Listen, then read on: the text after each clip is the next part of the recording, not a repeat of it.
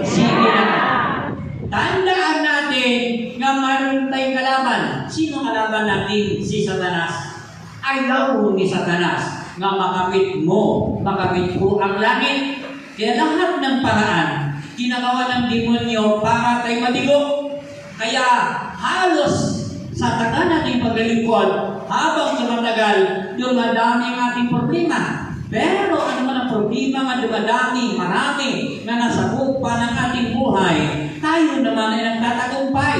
Bakit tayo nagtatagumpay? Bakit? Sabagat habang tayo naglalakbay, kasama natin si El Shaddai. Ewan ko ba? Ewan ko ba? So kung may pagsubok problema ay dinadanas, isa lang ibig sabihin, kasama mo ang Diyos. Kaya ka nabitin mo, katabi mo, sabihin mo, kapatid, kasama mo ang Diyos.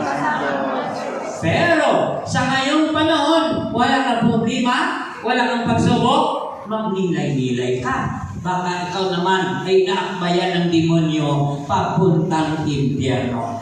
Bakit hindi pwede mawala ang pagsubok na dadanasin? Bakit? Langit ang ating minimithi. Ngayon, kung langit ang ating minimithi, dadanas tayo ng iba't ibang problema, mga pagtitiis sa ating paglilingkod, mga kapatid.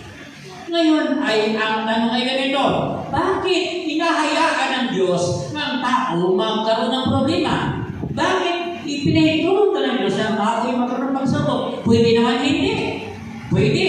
Pwede naman sabihin pa, sige, lahat kayo dyan na kayo, magintay kayo. Ang lahat na inyong kailangan ibibigay ko. Bakit pa ginawa niyang umiwas at sinundan ng maraming tao? Bakit? So, ang ating buhay ay ganyan, mga kapatid ko. Bakit ipinahitulong ng Diyos na tayo dumanas sa pagsubok? Bakit? Upang malaman ng Diyos kung tayo, number one, makapasa sa Kanya. Kaya sabihin sa katabi mo, makapasa sa Kanya. Saan nakapasa ang mga tao? Bakit nahabag-abay ng bakit? Tumakbo sila. Kahit na malayo at mahirap, tumakbo sila para lang sila ay hindi mapahiwalay kay Kristo. Amen ko ba? Dito, hindi nito pinag-usapan kung ako'y disciple galing ng Amor Solo. Hindi nito pinag-usapan kung ikaw ay isang choir o ikaw ay 35 years na sa gawain. Hindi ito pinag-usapan kung araw-araw tayo sa gawain.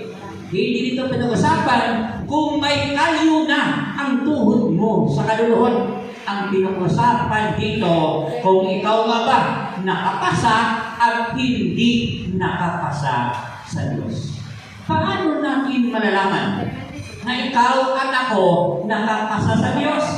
At paano din natin malalaman na hindi ikaw at ako nakapasa sa Diyos? Halimbawa, nakikinig ba kayo? Mukhang masamang tingin ng iba sa akin.